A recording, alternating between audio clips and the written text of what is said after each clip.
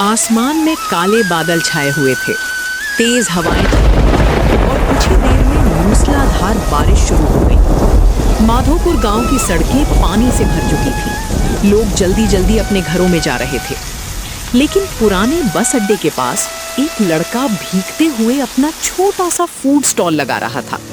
उसका नाम था विक्रम। छोटी सी भट्टी, कुछ बर्तन, ऊपर पुराना तिरपाल, लेकिन आंखों में बड़ा सपना। विक्रम कोयले जलाने की कोशिश कर रहा था। बार बार हवा आग बुझा देती, लेकिन वो फिर कोशिश करता। तभी उसका दोस्त मुकेश वहां आया। अरे विक्रम, तू सच में पागल हो गया है क्या? इतनी तेज बारिश में भी ठेला लगाएगा? देख अपनी हालत, पूरा भीग चुका है तू। बारिश देखकर मेहनत थोड़ी रुकती है मुकेश। अगर मौसम से डर गया तो जिंदगी भर कुछ बड़ा नहीं कर पाऊंगा। मुकेश ने आसपास देखा। लेकिन यहाँ कौन आएगा भाई? ऐसे मौसम में तो लोग घर से बाहर निकलना भी पसंद नहीं करते। कोई ना कोई जरूर आएगा। भूख मौसम देखकर नहीं लगती, और जो इंसान मेहनत पर भरोसा करता है ना, उसे एक दिन लोग खुद ढूंढते हुए आते हैं। तुझे सच में डर नहीं लगता? इतना बड़ा रिस्क ले रहा है तू। सच कहूं, तेरे अंदर कुछ अलग बात है। बस इतना चाहता हूं कि एक दिन मां को ये ना सोचना पड़े कि कल घर का खर्च कैसे चलेगा।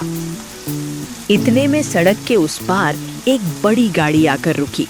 उसमें से सफेद कुर्ता पहने धनराज बाहर उतरा। धनराज माधवपुर के सबसे बड़े और मशहूर होटल का मालिक था। पूरे इलाके में उसके होटल की बड़ी पहचान थी और लोग उसे एक अमीर और रसूखदार आदमी मानते थे। उसने विक्रम के छोटे से ठेले को देखा और हल्का सा हंस पड़ा। ओहो, तो तू अभी भी यही सब कर रहा है? इतनी बारिश में भी दुकानदारी बंद नहीं हुई तेरी? भूख बारिश देखकर थोड़ी रुकती है मालिक। लोगों को गर्म खाना हर मौसम में चाहिए। बातें तो बड़ी अच्छी कर लेता है तू, लेकिन इस छोटे से ठेले से कितना आगे चला जाएगा? शुरुआत छोटी जरूर है मालिक, लेकिन सपना छोटा नहीं है। धनराज का चेहरा थोड़ा बदल गया। सपने बड़े देख रहा है तू। इस गांव में सालों से मेरा होटल चल रहा है। लोग नाम देखकर आते हैं यहाँ। लोग सिर्फ नाम देखकर नहीं रुकते मालिक। अगर खाने में सच्चाई हो तो लोग दोबारा खुद लौट कर आते हैं। देखते हैं ये जोश कितने दिन रहता है। धंधा चलाना इतना आसान नहीं होता लड़के। जब तक मेहनत करूंगा तब तक सपना जिंदा रहेगा। बाकी ऊपर वाला सब देख रहा है। धनराज वहां से चला गया, लेकिन जाते जाते उसके चेहरे पर जलन साफ दिखाई दे रही थी। तभी बारिश से बचते हुए कुछ युवक वहां पहुंचे। भाई, कुछ गरम मिलेगा क्या? ठंड से हालत खराब हो गई। बस 5 मिनट ऐसा खिलाऊंगा कि सारी ठंड गायब हो जाएगी। विक्रम ने चिकन टिक्के पर मसाले लगाए और उसे कोयलों पर पकाने लगा। कुछ ही देर में उसकी शानदार खुशबू चारों तरफ फैल गई। बारिश में गुजर रहे लोग भी उस खुशबू की तरफ खींचे चले आए। देखते ही देखते 3-4 लोग ठेले के पास रुक गए और खाने का ऑर्डर देने लगे।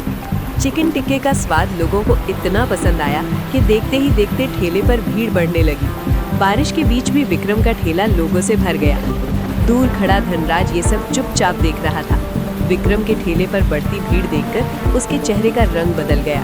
उसने गुस्से में अपनी मुट्ठी भींच ली और उसकी आंखों में जलन साफ दिखाई देने लगी। ये लड़का अगर ऐसे ही चला तो एक दिन मेरे लिए सच में मुसीबत बन जाएगा। अगली सुबह धनराज अपने होटल की ऑफिस में बैठा गुस्से में हिसाब देख रहा था। उसके चेहरे पर साफ जलन दिखाई दे रही थी। उसने जोर से आवाज लगाई, फकीरा। जी मालिक। कल रात देखा था उस छोटे से ठेले पर कितनी भीड़ थी। लोग मेरे होटल को छोड़कर उसके पास जा रहे थे। अरे मालिक, 2 दिन की चमक है। ऐसे ठेले रोज खुलते हैं और बंद हो जाते हैं। तू उसे हल्के में ले रहा है। उस लड़के की बातों में भरोसा है और ऐसे लोग अगर शुरू में ना रोके जाएं, तो बाद में सिर पर चढ़ जाते हैं। फिर क्या करना है मालिक?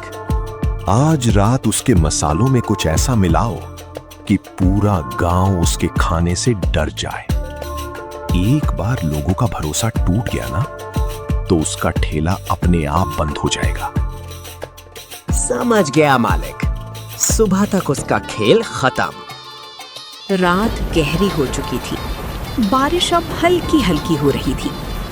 विक्रम स्टॉल बंद करके थोड़ी दूर सामान लेने गया हुआ था। उसी समय फकीरा चुपके से वहां पहुंचा। उसने इधर उधर देखा। बहुत बड़ा होटल वाला बनने चला है। बस आज के बाद लोग तेरे खाने का नाम सुनकर भी डरेंगे। उसने इधर उधर देखा, जेब से छोटी पुड़िया निकाली। जैसे ही वो मसालों की तरफ बढ़ा, अचानक तेज हवा चली। ऊपर बंधा तिरपाल टूटकर सीधे उसके ऊपर गिर पड़ा।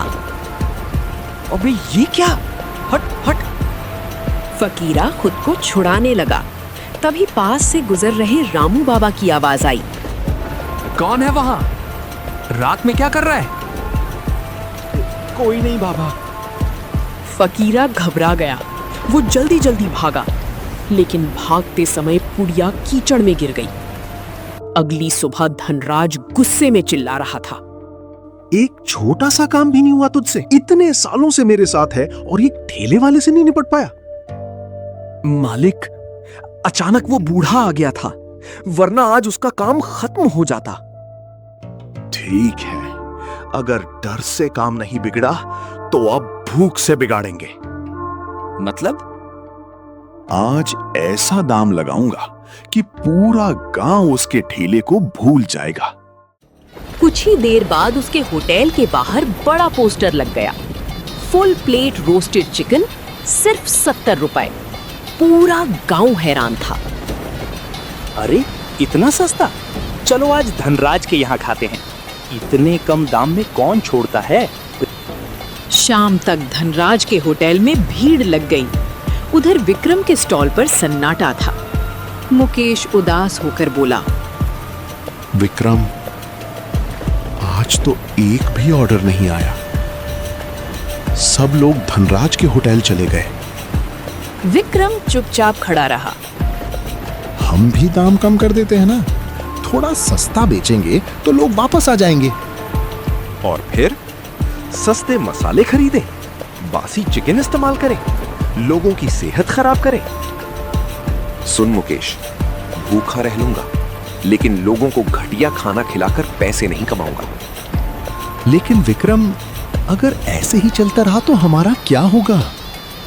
सच्चाई की चाल धीमी जरूर होती है, लेकिन एक दिन वही सबसे आगे निकलती है।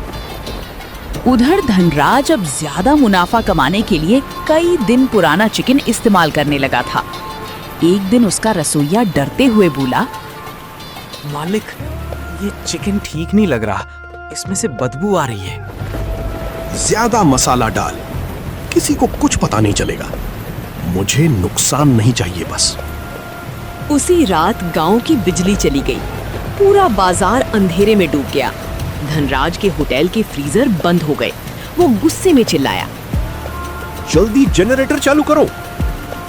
मालिक, जनरेटर भी खराब है। धनराज के चेहरे पर टेंशन साफ दिखाई देने लगी। उधर विक्रम के ठेले पर अब भी कोयले जल रहे थे। कुछ लोग बारिश से बचते हुए वहां पहुंचे। भाई, सब दुकानें बंद हैं, कुछ खाने को मिलेगा? जब तक ये कोयले जल रहे हैं, कोई भूखा नहीं जाएगा। कुछ ही देर में खुशबू चारों तरफ फैल गई। एक आदमी पहला निवाला खाते ही बोला, सच में भाई, तेरे खाने में अलग ही स्वाद है। बस मेहनत का स्वाद है भाई। धीरे धीरे रात बढ़ती गई और विक्रम के छोटे से ठेले पर लोगों की भीड़ भी बढ़ती चली गई। लेकिन अगली सुबह गांव में हड़कंप मच गया। किसी को उल्टियां हो रही थी, किसी को तेज पेट दर्द। पूरा गांव डर गया। गांव के प्रधान हरि सिंह ने तुरंत पंचायत बुलाई। हरी सिंह ने सख्त आवाज में कहा। इसके खाने से लोग बीमार हुए हैं, उसे सजा जरूर मिलेगी। सभी लोग उंगली उठाकर धनराज की तरफ देखने लगे। मुझे फंसाया जा रहा है। मैं सालों से होटल चला रहा हूँ। तभी वहां गांव के डॉक्टर को बुलाया गया। पहले जांच होगी, फिर सच सामने आएगा। फैसला हुआ कि शाम को दोनों जगह के खाने की जांच होगी। ये सुनते ही धनराज घबरा गया।